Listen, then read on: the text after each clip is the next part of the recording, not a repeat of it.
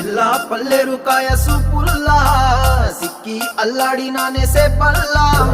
పసిడి పచ్చాని అరసే తుల్లా ధర పోస్తా ప్రాణాలు తానే అడగాల సీతా